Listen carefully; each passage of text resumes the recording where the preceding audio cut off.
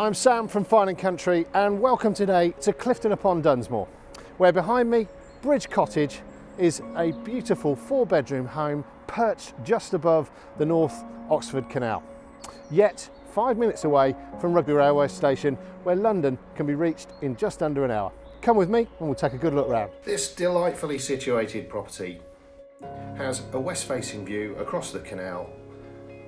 There's a conservatory, lounge with contemporary fireplace, and all of the features of the home and the main reception rooms overlook the canal at the rear. There's a kitchen dining space with built-in appliances,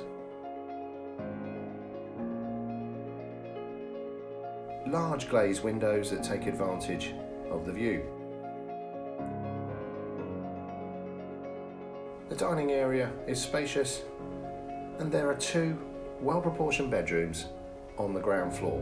One was used as a useful study, as a separate cloakroom and well-appointed bathroom. On the first floor there are 2 further double bedrooms, one with built-in wardrobes and an ensuite shower room,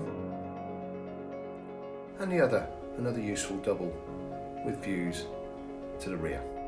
The gardens have been carefully landscaped as they slope down towards the canal.